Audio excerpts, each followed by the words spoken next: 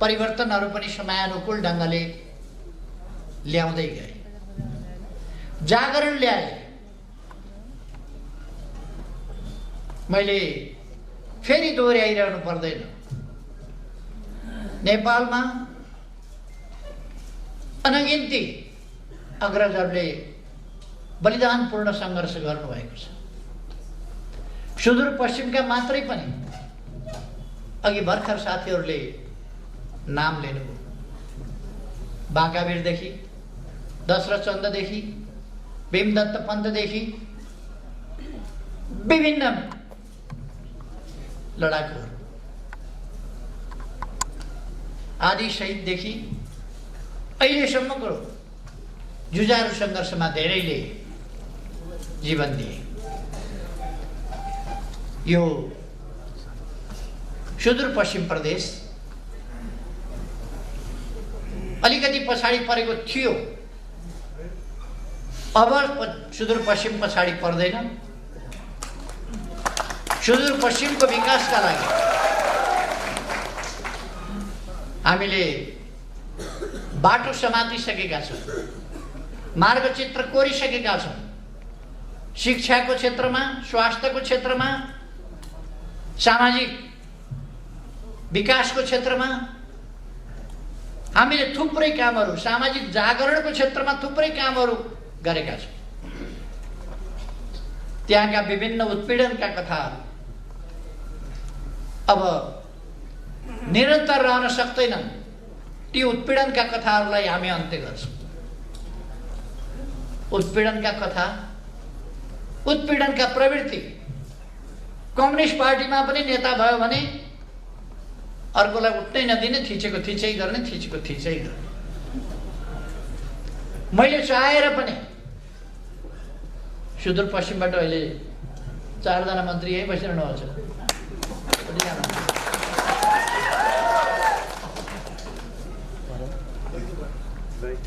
सुदूरपश्चिमबाट 4 जना मन्त्री अहिले यहाँ बसिरहनु भएको छ। यो अवस्था ल्याउनका लागि केही मान्छेहरू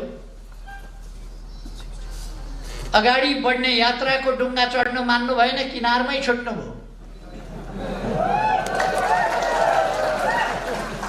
उहाँहरूले डुङ्गा अगाडि बढ्न पनि दिनुहुन्न थियो, समाति राख्ने, पछाडि तानी राख्ने। अब उहाँहरू थाक्नुभयो, डुङ्गा उहाँहरूले रोक्न सक्नु भएन, डुङ्गा अगाडि बढौँ। अब अगाडि बढ्छौँ हामी, उहाँहरू पछाडि छुट्नु। समयको डुङ्गा, गतिको डुङ्गा, अग्रगमनको डुङ्गा अगाडि बढ्यो, उहाँहरू पछाडि छुट्छ। उहाँहरूको सम्बन्धमा म खास केही भनिरहन चाहन्न।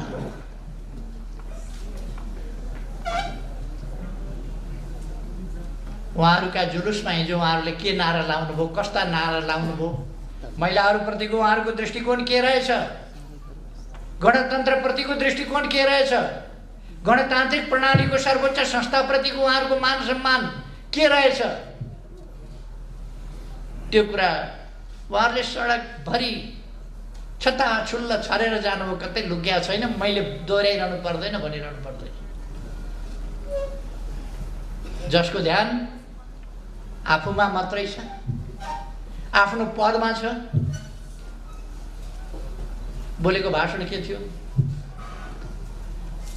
मलाई मान गरेनन्, अपमान गरे।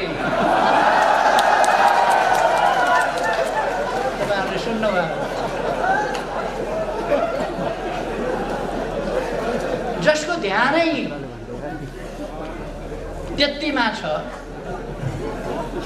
अनि देशको ध्यान कसरी हुन्छ? यतापट्टि म धेरै गइरहन, उहाँहरूको धेरै टिप्पणी पनि गरिरहन्न। म खालि 2-4 वटा तथ्य यहाँहरूलाई भन्न चाहन्छु। म आज तपाईँहरूको अगाडि जो उभिएको छु, नेपालमा लोकतान्त्रिक, वामपन्थी र प्रजातान्त्रिक भनिएका दुईटै शक्तिहरू 17 सालपछिको निरङ्कुश दमनले क्षतविक्षत भएको अवस्था थियो। काङ्ग्रेसहरू केही जेलमा थिए, केही प्रवासमा थिए, निर्वासनमा थिए, बाहिर आन्दोलन गर्न सक्ने हालतमा काङ्ग्रेस थिएन। कम्युनिस्टहरू कि जेलमा थिए कि निर्वासनमा थिए कि टुक्रा टुक्रा भएर बसेका थिए, छिन्न भिन्न भएर। यत्रो पार्टी त्यस बेला कसैको भए त 17 सालमै राजा उल्टिन्थ्यो नि। 17 सालमै फ्याँकिन्थ्यो।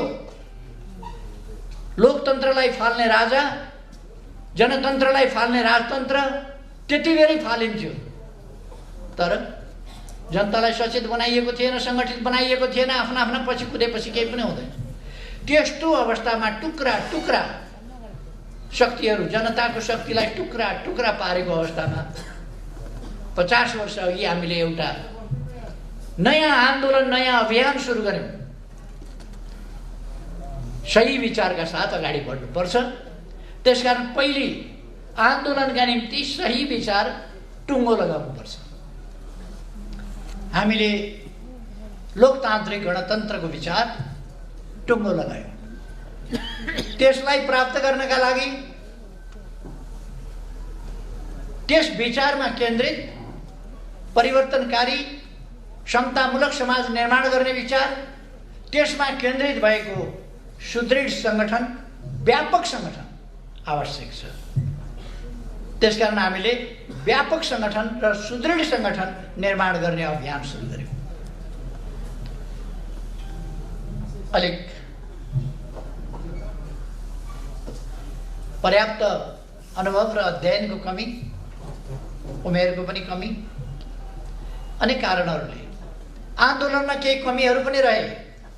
तर त्यसको मूल पक्ष बिल्कुल जायज थियो।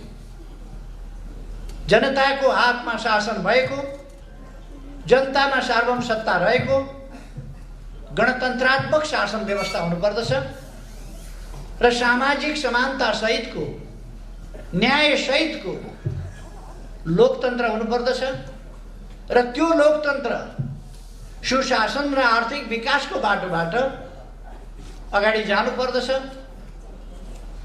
र वास्तविक गणतन्त्र, गणतन्त्रात्मक लोकतन्त्र स्थापना हुनुपर्दछ।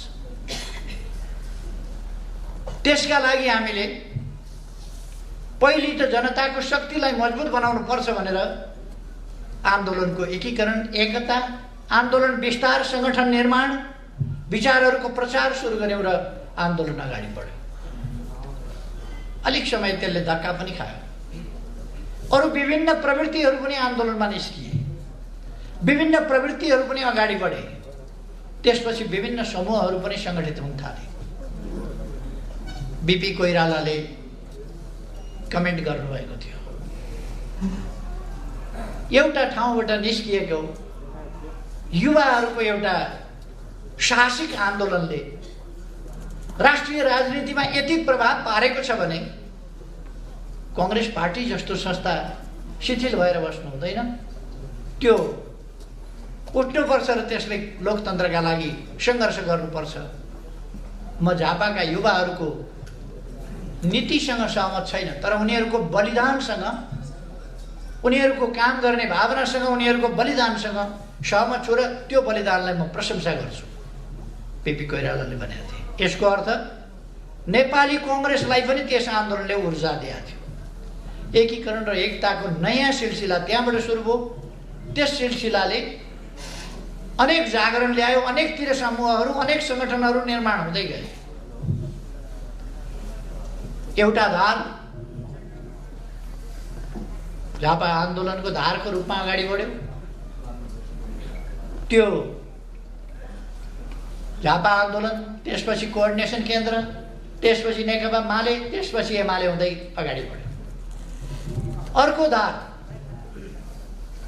अर्को धार न्युक्लियस, चौथो महाधिवेशन, मसाल, कहिले मोटो कहिले पातलो, विभिन्न ढङ्गले त्यो माओवादी हुँदै त्यो अगाडि बढ्यो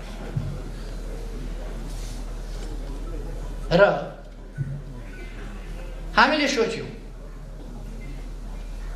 विभाजित रहन दियो भने आफैले आफ्नै विरुद्ध आफैले आफ्नै बीचमा खण्डन मण्डन जस्ता स्थितिहरू आफ्नै बीचको प्रतिस्पर्धाले आन्दोलनलाई एकजुट भएर परिवर्तनको पक्षमा लान मद्दत पुर्याउँदैन। त्यसकारण एकताबद्ध हुनुपर्छ। मैले त्यो सोचे, प्रचण्डजीसँग प्रस्ताव राखेँ।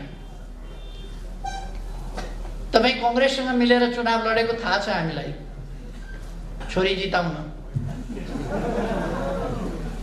छोरी जिताउन नसकेपछि मतपत्र च्यातेर प्रजातन्त्रको धुजा धुजा पार्न। त्यसका लागि तपाई कांग्रेसमा जानुभएको थियो। खासै उपलब्धि केही पनि भएन। हामी मिलौँ, हामी मिलेर अगाडि जाउँ। हाम्रा संविधानको सर्वोच्चताका नीतिहरू, हाम्रा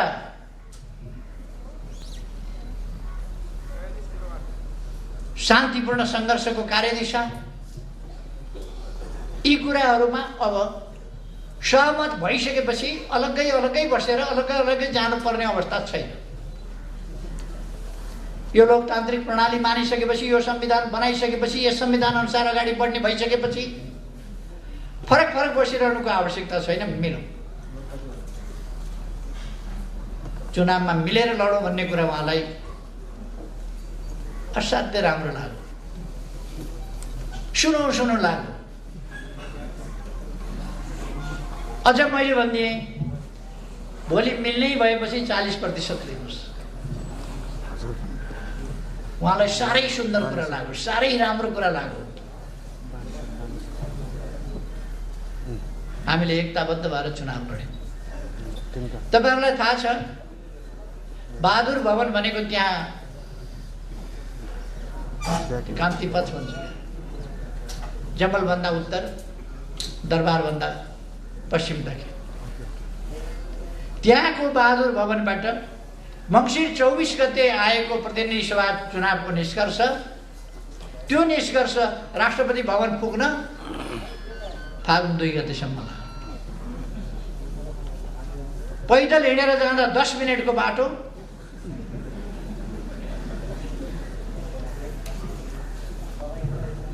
सवा 2 महिना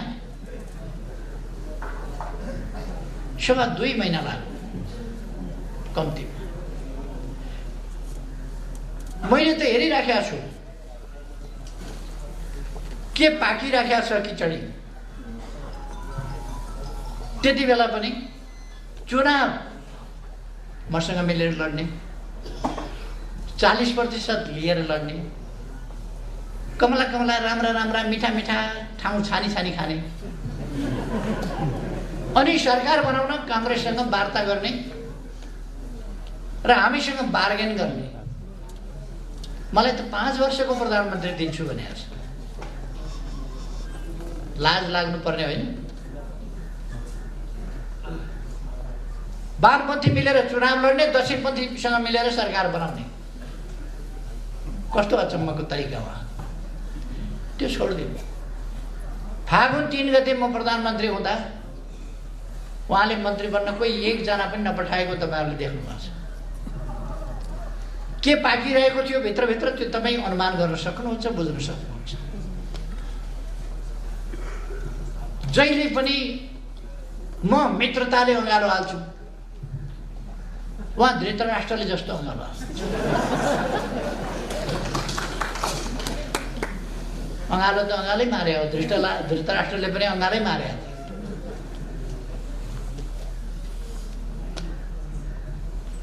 हाम्रो त्यही चलिरह्यो। उहाँको ध्यान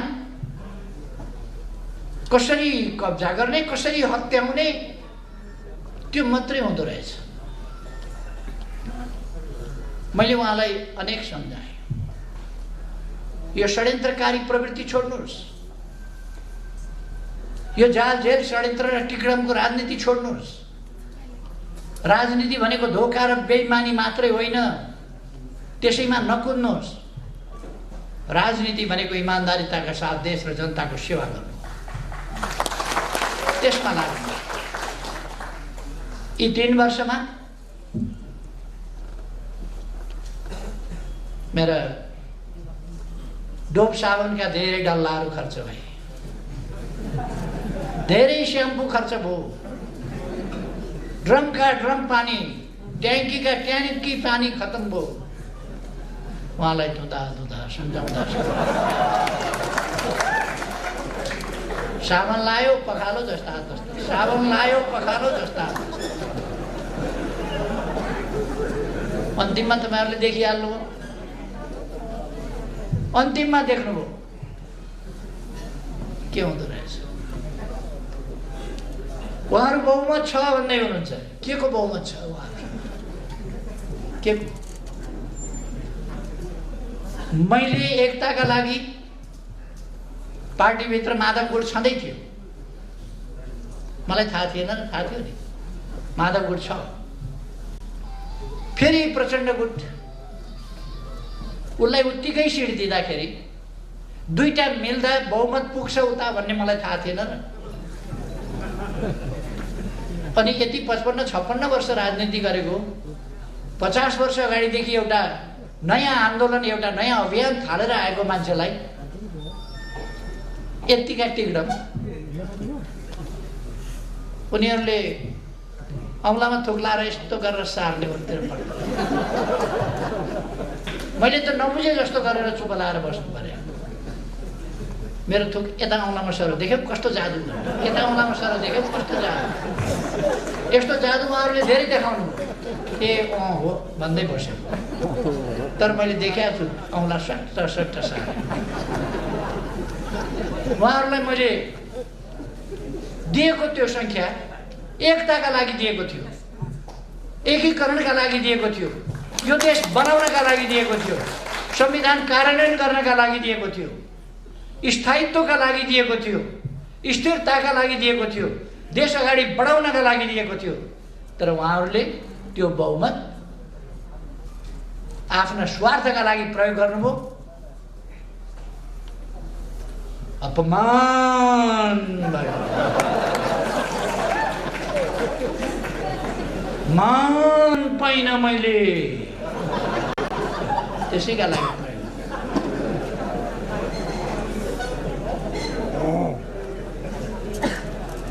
कतिपल्ट सम्झौता गर्ने।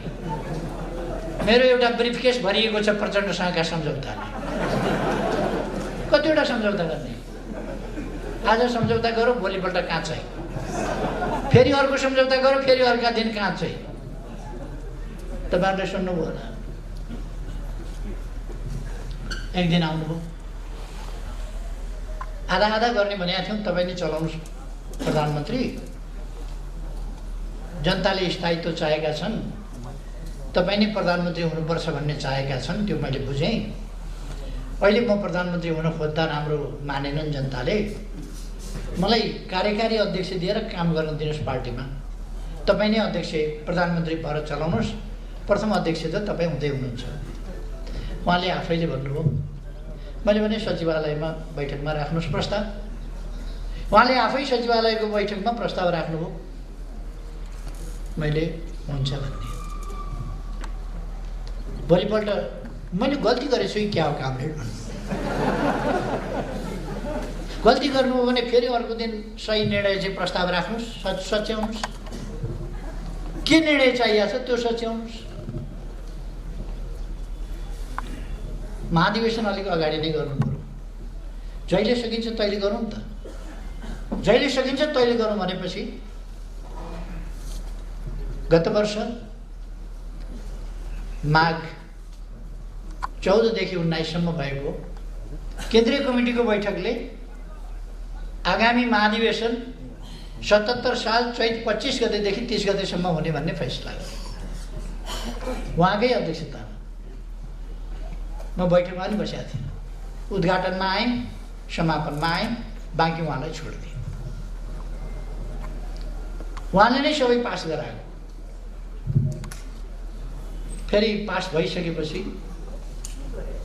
विधान संशोधन गरियो, नछापो कि क्या हो यो विधान, पारित गरिसकियो, केन्द्रीय कमिटीबाट पारित गरिसकियो। उहाँहरू अर्कै गुटबन्दीमा लाग्नु पदका लागि। जता जानुपर्ने त्यता उहाँहरू कहिल्यै हिँड्नु भएन। 3 महिनाभित्र टुङ्ग्याउने एकीकरण भनेको 2.5 वर्षमा टुङ्गिएन। त्यता विचारै गर्नु। सरकार असफल भयो कराएको कराई गर्नुहुन्छ। संवैधानिक आयोगहरूमा मान्छे नियुक्ति गर्न बैठकै बस्न मान्नुहुन्न, बैठकै बस्न मान्नुहुन्न। अन्तिममा मैले आजै भएर अध्यादेश निकालेँ। अब मान्छु, अब खुरुखुरु सहमति साथ गर्ने भन्नु, फिर्ता लिइदिनुहोस्, मान्ने अब सहमति साथ।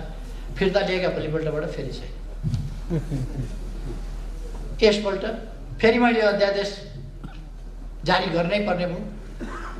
गरेपछि उहाँले कपटपूर्ण ढङ्गले भन्नुभयो, यो अध्यादेश फिर्ता लिइदिनुहोस्। उहाँहरू ममाथि अविश्वासको प्रस्ताव, राष्ट्रपतिमाथि महाभियोगको प्रस्ताव, अरू विभिन्न संस्थाहरूमाथि महाभियोगको प्रस्ताव, यो त लोकतान्त्रिक मूल्य मान्यता संस्थाहरूको मर्यादा केही नराख्ने, सबैलाई यो गणतन्त्र लोकतन्त्र भन्ने नै हुने रहन्छ, कामै नलाग्ने व्यवस्था रहेछ भन्ने पार्ने। उहाँ अहिले पनि भन्नुहुन्छ खसीको टाउको झुन्ड्याएर कुकुरको मासु बेच्ने ठाउँ, अहिले पनि भन्नुहुन्छ। खासमा त्यसो भन्नुहुन्छ, तर अरू कसैले सुन्लान् कि भनेर, कोही छ कि भनेर पनि हेर्नुहुन्छ वरिपरि। उहाँलाई फेरि बेच्नु, बजारमा अर्कै कुरा बेच्नु परेको छ। उहाँ अहिले महान शान्तिवादी देखा पर्नुभएको छ, महान परिवर्तनकारी देखिनु भएको छ, महान जनताको पक्षधर देखिन खोज्नु भएको छ। उहाँले युवाहरूलाई सेन्टिमेन्टमा ल्याएर आन्दोलनमा होमेर कतिका हात छैन, कतिका खुट्टा छैन, कति शरीरमा गोली बोकेर कसैको कम्मरको ढाडको हड्डी खुस्किएको छ, भाँचिएको छ, बिस्तारा परेका छ। त्यस्तो जिन्दगी बिताउन कति कठिन हुन्छ उहाँलाई के थाहा। उहाँ त आफ्नो पोस्टका लागि मरिमेट्नु भएको छ, आफ्ना परिवारका लागि मरिमेट्नु भएको छ। मैले धेरै भनिरहनु पर्दैन। त्यही उहाँको आत्मकेन्द्रित स्वार्थी प्रवृत्तिका कारणले उहाँ अत्यन्त देशप्रति गैर जिम्मेवार हुनुहुन्छ, जनताप्रति। हिजो आफूलाई साथ दिने साथीहरू, लड्ने बेलामा युवाहरू चाहिए। म तपाईहरुलाई सम्झाउन चाहन्छु, लोकेन्द्र बिष्ट एउटा योद्धा। कृषि गर्नुस् ठिक छ, आन्दोलनै छोडेर कृषि गर्नुपर्ने थिएन, तर त्यो योद्धाको मनै उहाँले भाँचिदिनु भएको छ। त्यसकारण कहिले कालो धान उमार्न जानुहुन्छ, कहिले ड्रागन फ्रुट उमार्न जानुहुन्छ। हिजो उहाँलाई कालीबहादुर खामहरू चाहिन्थ्यो, आज खोइ कालीबहादुर खाम कहाँ छन्? किन चाहिँदैन उहाँलाई कालीबहादुर खाम? हिजो उहाँलाई बचाउन, उहाँलाई जिताउन ज्यान दिने हजारौंका परिवारको के अवस्था छ? ती बेसहारा भएका बाआमाहरूको अवस्था के छ? उहाँलाई चिन्ता छ। टुराटुरी भएका केटाकेटीहरूको उहाँलाई चिन्ता छ। उहाँका परिवारका नाता गोता म धेरै केही भन्न चाहन्न। तपाईहरु आफैले देख्नु भएको छ, भोग्नु भएको छ, म धेरै केही भन्नु छैन। माधव नेपालजीको सम्बन्धमा त मलाई खास टिप्पणी नै गर्नु पर्ने छैन, किनभने उहाँ प्रचण्डको एउटा मामुली कार्यकर्ता हो। उहाँ कार्यकर्ता हुन जानुभएको छ। मलाई पदको लोभ छैन, अरू जस्तो पदको लोभ होइन, तर मलाई उधार हुँदैन, नगदी हात उधारोमा पत्याउँदिन, हाताहाती चाहिन्छ। नगद के रहेछ भने त द्वितीय अध्यक्ष, द्वितीय एउटा खास परिस्थितिमा हामीले दुईटा अध्यक्ष बनाएका थियौँ। एमालेको अध्यक्ष, माओवादीको अध्यक्ष, दुईटा मिलाएर अध्यक्ष बनाएका थियौँ। दुईटा अध्यक्ष त्यसरी हामीले आन्दोलनलाई एकीकृत गर्नका लागि, आन्दोलन फुटाउन पनि दुईटा तीनटा अध्यक्ष चाहिन्छ। जुटाउन पो हामीले बनाएका थियौँ त, फुटाउन पनि दुईटा तीनटा अध्यक्ष किन चाहियो? तर मन भनेको अचम्मकै हुँदो रहेछ। न सभापति हुन पाउने हो, सभापति पनि प्रचण्डले चलाउने हो। छेउमा बस्न पाएकै थियो, फेरि सभापति अध्यक्ष नै नहुने किन हो त्यो चाहिँ मैले बुझेको छैन। उहाँको बारेमा म कुनै कमेन्ट गर्दिनँ, बिचरा दुखी मनमा हुनुहुन्छ।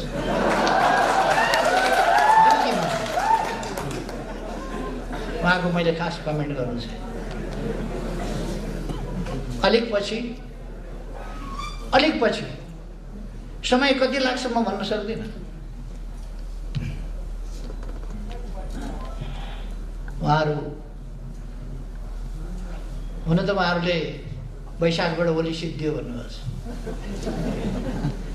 उहाँहरूको भविष्यवाणी कस्तो नमिल्ने खालको गर्नुहुन्छ भने पोहोर म बिमारी परेँ अब मरिहाल्छ भन्नु,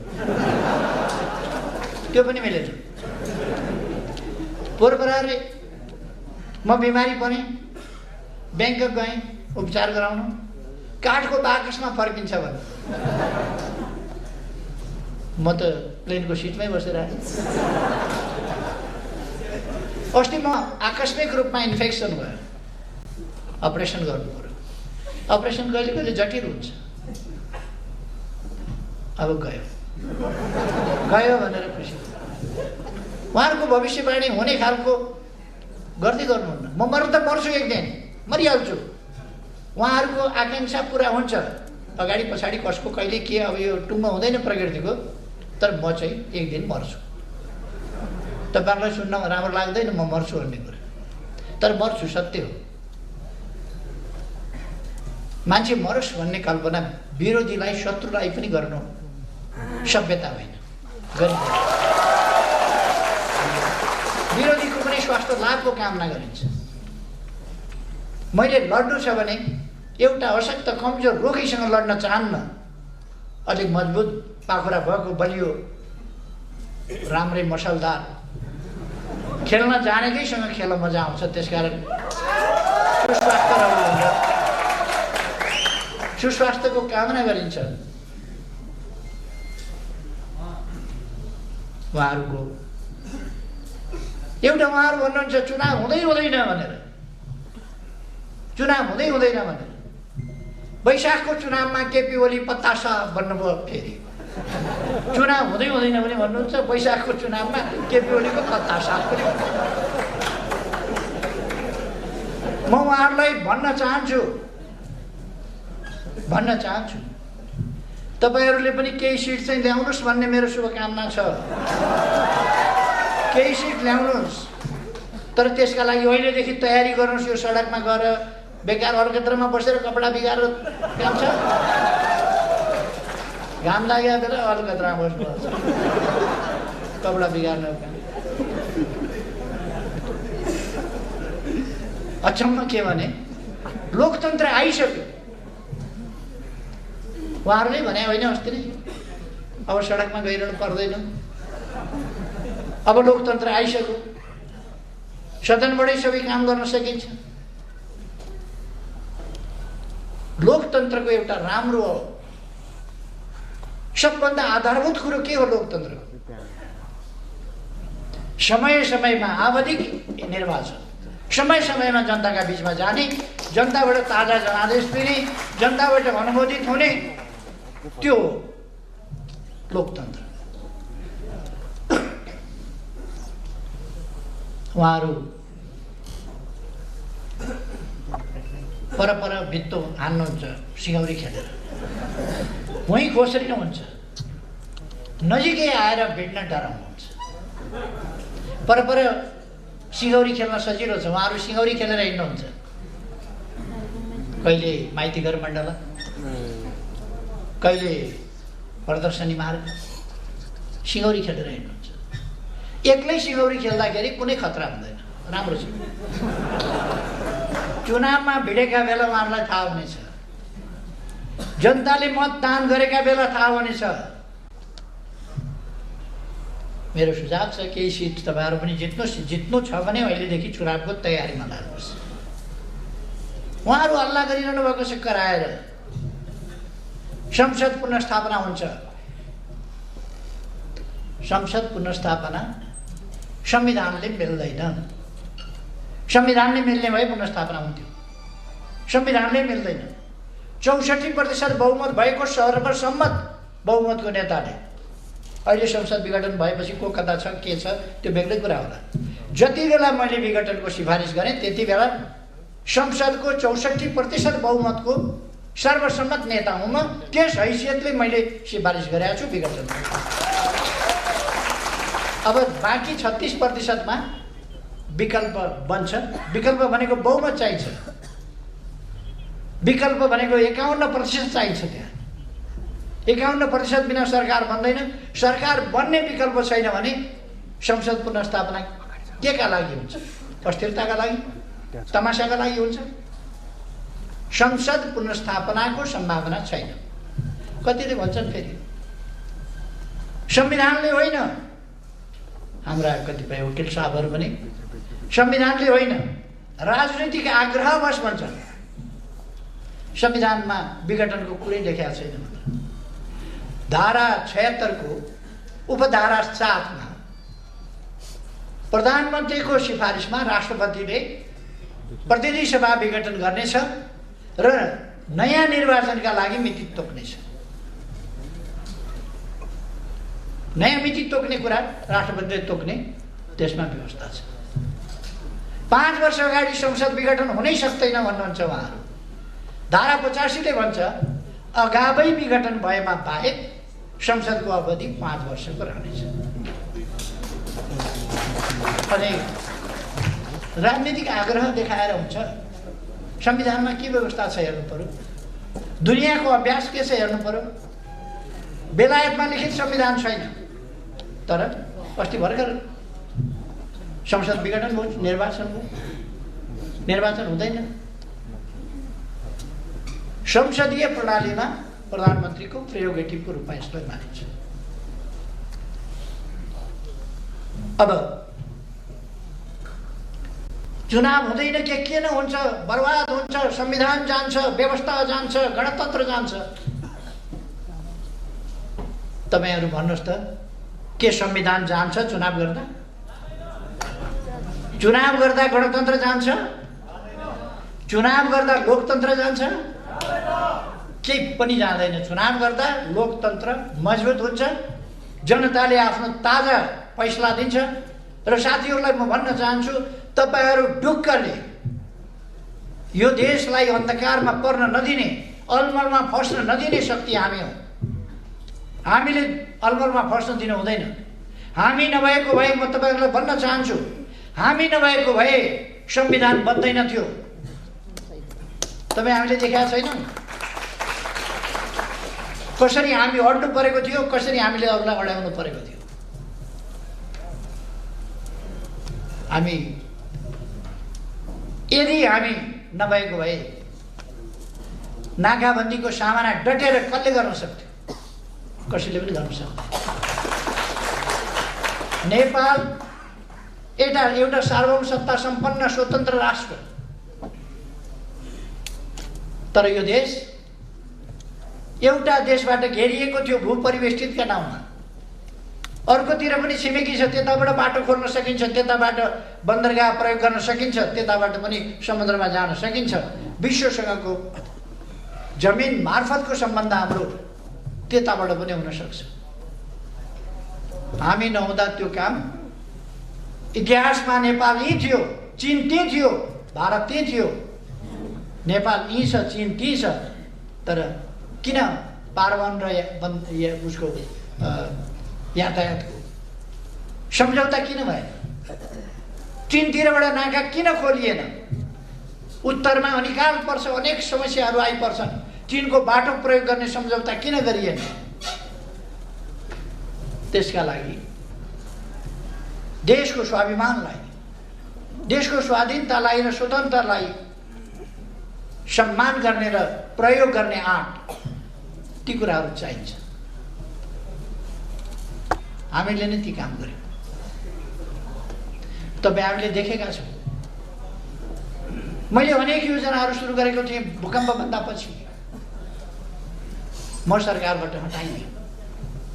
त्यसपछि म फेरि चुनावपछि सरकारमा फर्केर आउँदा ती कुराहरू जहाँका तै जस्ताका तस्ता। रानी पोखरी शिलान्यास गरेको पहिलोपल्ट,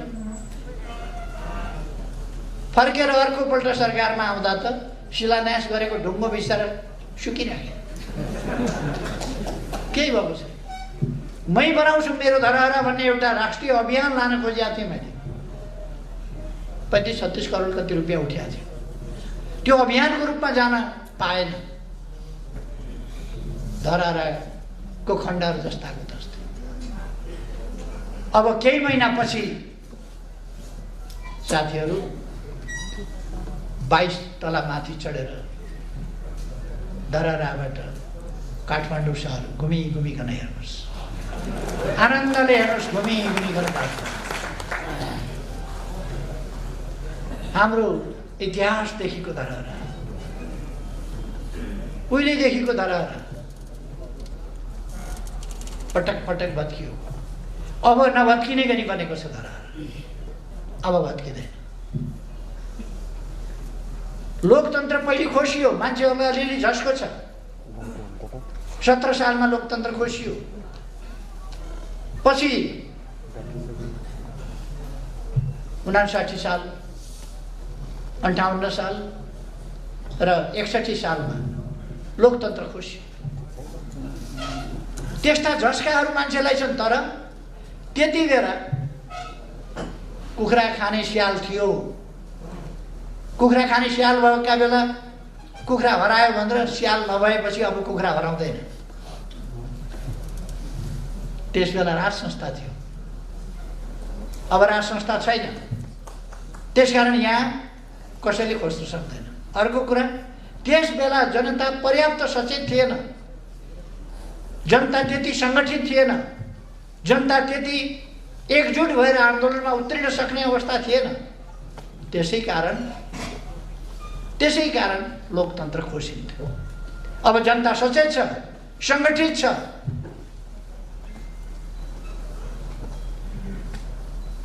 लोकतन्त्र कसैले खोज्न सक्दैन। कसैले लोकतन्त्र अब खोज्न सक्दैन। म साथीहरूलाई आफूमा विश्वास गर्न आग्रह गर्न चाहन्छु। तपाईँ हामी छँदाछँदै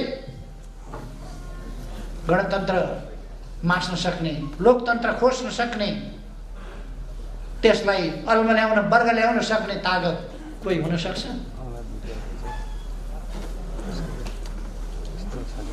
म धेरै कुरा केही भनिरहन आवश्यक देख्दिनँ। अहिले मैले केही पूर्वानुमान धेरै गर्नु पनि छैन। तर अब चुनाव हुन्छ। केही मान्छेहरू किन उताउलिएका हो मलाई थाहा छैन। अहिले चुनाव घोषणा भएपछि मैले प्रचण्डलाई भने, चुनाव घोषणा भएको छ, मिलेर चुनावमा जाउँ। हाम्रा बिचका अन्तर्विरोध थिए भने पनि ती अब चुनावले टुङ्ग्याउँछ। मिलेर चुनाव जाउँ, सामना गरौँ। उहाँ मान्नु भएन। उहाँहरूले त केपी ओलीलाई पार्टीबाट निकाल्यौँ भन्ने घोषणा गर्नु। उहाँले दिएको सदस्यता हो र मलाई।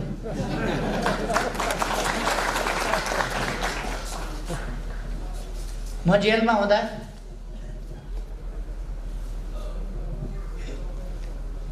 हुँदा एउटा आन्दोलन चलिराखेको बेला आन्दोलनमा सरिक भएर हो कि तमासा हेर्दा हो, एउटा कलिलो केटो पनि समातेर ल्याएछ जेलमा। मैले भेटाएको थिएँ। सम्झाएर, बुझाएर, राजनीतिकरण गरेर वामपन्थी बनाएर अलिअलि काममा लगाइयो, विद्यार्थी नेता बनाइयो, सुदूरपश्चिमको पनि परेछ त्यसमा। म पूर्णकालिक भएको 5 वर्ष भएको थियो, भूमिगत भएको 3 वर्ष भएको थियो। मोरङ आउँदा विराटनगरमा महेन्द्र मोरङ कलेजमा पढ्दै गरेको एउटा विद्यार्थी भेटेँ, इमान्दार विद्यार्थी, राम्रो सहयोगी भावनाको विद्यार्थी भेटेँ। उसलाई मैले राजनीतिमा लाग, राम्ररी काम गर्नुपर्छ, देशमा परिवर्तन ल्याउनुपर्छ सम्झाएँ, उत्साहित गरेँ, प्रेरित गरेँ। त्यो मान्छे त्यसको 1.5 वर्षपछि राजनीतिमा सरिक भयो। पहिले इमान्दार थियो, सोझो थियो त्यो मान्छे, पछि ब्याङ्कमा काम गर्ने मान्छे। त्यसो भएर आदत के भनेछ भने उधारो हुँदैन, पछि कपट पसेसम्म। पहिले जस्तो छैन त्यो मान्छे।